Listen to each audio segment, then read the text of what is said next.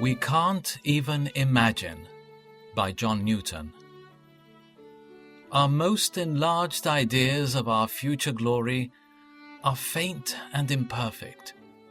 Who can describe or conceive the happiness of heaven? It will be as unlike as possible to this wilderness of sin and sorrow where we are now confined. Here on earth, we are in a warfare, but then we shall enter into perfect rest. We now cry out, "Oh, that I had wings like a dove, for then would I flee away and be at rest." Psalm 55:6. Heaven will be a rest from all sin. No unclean thing shall ever defile or disturb us forever. We shall be free from all indwelling sin. This alone would be worth dying for. Indwelling sin is a burden under which all the redeemed must groan while they sojourn in the body. And those who are most spiritual are most deeply affected with shame, humiliation, and grief on account of their sins, because they have the cleanest views of the holiness of God, the spirituality of His law, the love of Christ, and the deceitfulness of their own hearts.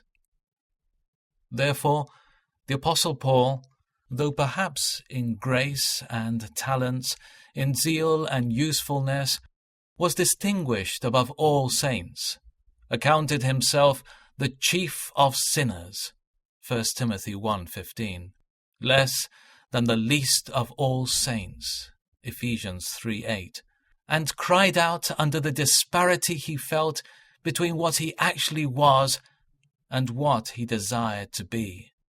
"O wretched man that I am, who will free me from this life that is dominated by sin?"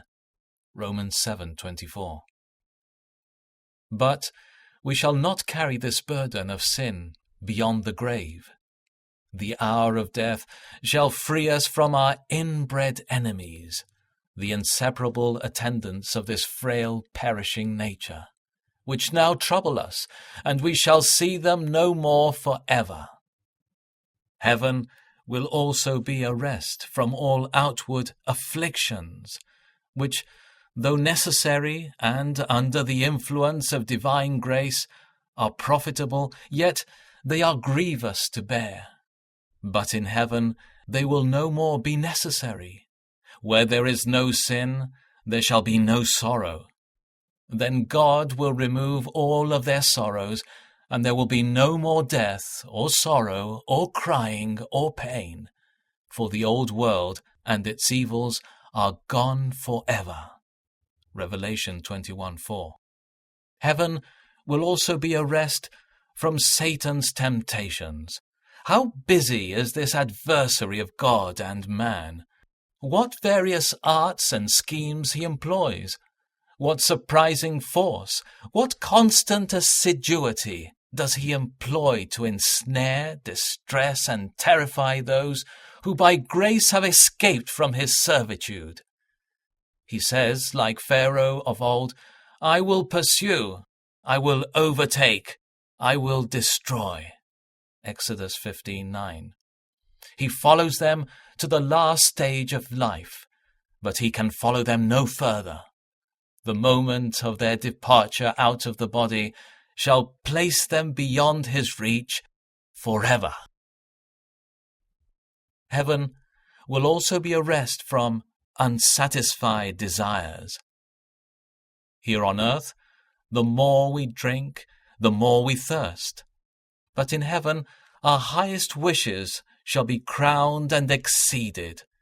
We shall rest in full communion with Him whom we love. We shall no more complain of interruptions and imperfections and a careless heart. Here on earth, we obtain a little glimpse of His presence when He brings us into His banqueting house and spreads His banner of love over us. And how gladly we would remain in such a desirable frame! How unwilling are we to come down from the mount! But these pleasing and holy seasons are quickly ended, and often give place to some sudden, unexpected trial, which robs us of all that sweetness in which we lately rejoiced. But when we ascend the holy hill of God above, we shall never again come down. We shall be forever with the Lord, never offend him, and never be separated from him again. I will see your face in righteousness. When I awake, I will be fully satisfied with your presence. Psalm 17:15. Here on earth, we find a mixture of evil in our most holy moments. When we approach nearest to God, we have the liveliest sense of our defilement, and how much we fail short in every branch of duty, and in every temper of our hearts. But when we shall see Jesus as he is, we shall be fully transformed into his image, and be perfectly like him. Yes, dear friends, we are already God's children, and we can't even imagine what we will be like when Christ returns. But we do know that when he comes, we will be like him, for we will see him as he really is. 1 John 3:2.